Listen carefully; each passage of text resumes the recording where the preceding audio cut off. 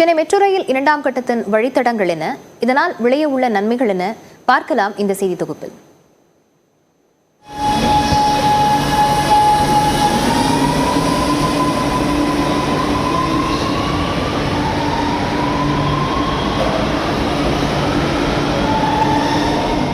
Central முதல் பரங்கிமலை வரையும், திருவொற்றியூரை அடுத்த விம்கோ நகர் முதல் விமான நிலையம் வரையும் சுமார் 54 கிலோமீட்டர் தூரத்திற்கு ஏற்கனவே சென்னையில் மெட்ரோ ரயில் சேவை உள்ளது.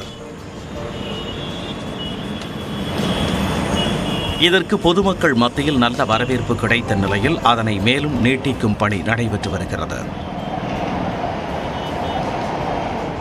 அதன்படி சுமார் 119 கிலோமீட்டர் தொலைவில் சென்னையின் வடக்கு தெற்கு கிழக்கு மேற்கை இணைக்கும் வகையில் 3 வழித்தடங்களில் மெட்ரோ ரயில் சேவை நீட்டிக்கப்படுகிறது.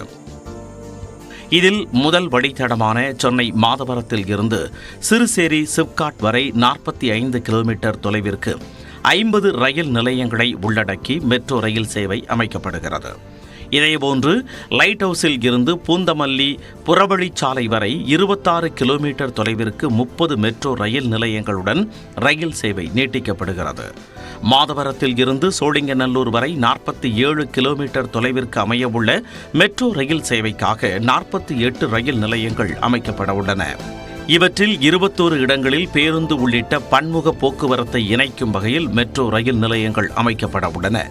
இதன் மூலம் மாதவரம், பெரம்பூர், கொளத்தூர், திருமலை, அடையார், சோழிங்கநல்லூர், சிப்காட், கோடம்பாக்கம், வடபழனி, போரூர், வில்லிவாக்கம், அண்ணாநகர், பரங்கிமலை உள்ளிட்ட தொழிற்சாலைகள் மற்றும் குடியிருப்புகள் அதிகம் உள்ள பகுதிகளுக்கு போக்குவரத்து வசதி எளிதாகும் என்று கருதப்படுகிறது. மேலும் எல்காட் வழியாக சோழிங்கநல்லூரை இணைக்கும் மெட்ரோ ரயில் சேவையால் ஐடி பணியாளர்கள் பெருமளவில் பயனடைவார்கள்.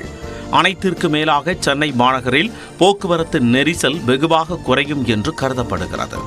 மேலும் மெட்ரோ ரயில் சேவை அதிகரிப்பால் வாகனங்களில் இருந்து வெளியேறும் கார்பன் உமிழ்வும் குறையும் என்று மத்திய அரசு தெரிவித்துள்ளது.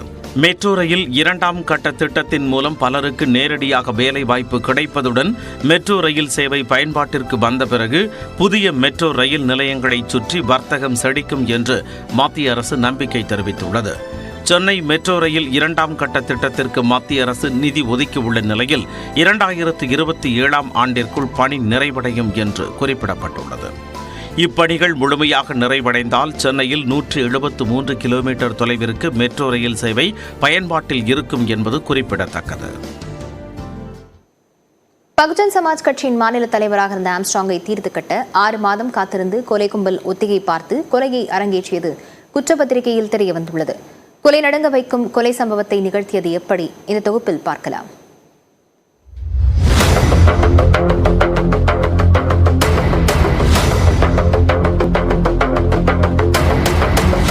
ஆம்ஸ்ட்ராங் கொலை வழக்கில் 30 பேர் மீது குற்றப்பத்திரிகை தாக்கல் செய்யப்பட்ட நிலையில் 28 பேர் கைது செய்யப்பட்டனர். கைதான திருவேங்கடம் என்கவுண்டரில் சுட்டுக் கொல்லப்பட சம்போ செந்தில் மற்றும் மொட்டை கிருஷ்ணனை காவல்துறையினர் தேடி வருகின்றனர். இதற்கெல்லாம் தொடக்க புள்ளியாக இருந்தது ஆற்காடு சுரேஷின் மனைவி பொற்கொடி எடுத்த சபதம்தான். 2023 ஆகஸ்ட் 17ஆம் தேதி சென்னை பட்டினப்பாக்கத்தில் வைத்து கொலை செய்யப்பட்ட ஆற்காடு சுரேஷின் கொலைக்கு உடந்தையாக இருந்ததாக கருதியே அடுத்த ஓராண்டுக்குள் ஆம்ஸ்ட்ராங் கொலை நடந்துள்ளது. வழக்கமாக கொலை செய்தவர்கள் தான் கைதாகி சிறை செல்வார்கள். ஆனால் ஆம்ஸ்ட்ராங் கொலைக்கு ஸ்கெட்ச் போடப்பட்டதே சிறையில் என்பதுதான் அதிர வைக்கும் ரகம். ஆம்ஸ்ட்ராங்கை தீர்த்து கட்ட காத்திருந்த அஸ்வத்தாமன், ஆற்காடு சுரேஷின் சகோதரர் பொன்னை பாலு மற்றும் வழக்கறிஞர் அருள், ரவுடி சம்போ செந்தில் ஆகியோர் இணைய கொலைக்கு ஸ்கெட்ச் போடுவதில் கைது இருந்தவரான அஸ்வத்தாமனின் தந்தை நாகேந்திரன் சிறையில் இருந்தபடியே ஸ்கெட்ச் போட்டு கொடுத்திருக்கிறார். அதன் பிறகு கச்சிதமாக கொலை திட்டத்தை அரங்கேற்றுவது எப்படி என இந்த கும்பல் பல முறை ரெக்கி ஆபரேஷனை செய்து தகவலும் வெளியாகி உள்ளது. பெரம்பூரில் ஆம்ஸ்ட்ராங் கட்டி வந்த புது வீட்டுக்கான பணிகளை கவனிக்க தினசரி செல்வது வழக்கம். அந்த பகுதியில் ஒவ்வொரு நாளும் என்ன செய்கிறார், அவருடன் யார் யார் இருக்கிறார்கள், பாதுகாப்பு அம்சங்கள் என்னென்ன இருக்கிறது என்று ரெக்கி ஆபரேஷனில் கண்காணித்தனர். ஆள் நடமாட்டம் உள்ள பகுதியா இல்லை சந்து பகுதியா, உடன் இருப்பவர்களின் எண்ணிக்கை எவ்வளவு என்றும் நோட்டமிட்டிருக்கிறார்கள். வாய்ப்பு கிடைத்தால் நொடி பொழுதில் எப்படி வெட்டி சாய்க்க வேண்டும், எப்படி அங்கிருந்து தப்பிக்க வேண்டும் என 6 மாதங்களாக இப்படி அங்குலம் அங்குலமாக ஆராய்ந்து ஜூலை 5ஆம் தேதி கொலை சம்பவத்தை அரங்கேற்ற முடிவெடுத்தனர். படுகொலைக்கு தேவையான கூலிப்படையினரை ஏற்பாடு செய்வது, நாட்டு வெடிகுண்டு கிடைக்கச் செய்வது ஆகியவற்றுடன் 10 லட்சம் ரூபாய் வரை பண உதவியும் செய்திருக்கிறார் சம்போ செந்தில். ஆனால் எந்த ஒரு இடத்துக்கும் நேரடியாக செல்லாமல் மறைமுகமாக இருந்து கொண்டே திட்டத்தை செயல்படுத்தும் தனது வழக்கமான பாணியை இதிலும் சம்போ செந்தில் பின்பற்றி இருக்கிறார். தங்களின் திட்டம் வெளியே கசிந்து விடாமல் இருக்க செல்போன் தொடர்பு எண்களின் IP முகவரியை கண்டுபிடிக்க முடியாதபடி VPN தொழில்நுட்பத்துடன் உரையாடல்கள் நடைபெற்றுள்ளன. வங்கி மூலமாக பண பரிவர்த்தனைகளும் நடந்துள்ளன.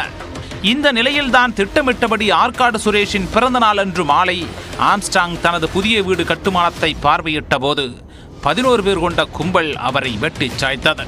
பெரம்பூர் வீட்டருகே உணவு டெலிவரி செய்யும் நபர்களின் நடமாட்டம் அதிகம் இருக்கும் என்பதால் அவர்களைப் போல் டிஷர்ட் அணிந்து கொண்டு கொலையை அரங்கேற்றினர்.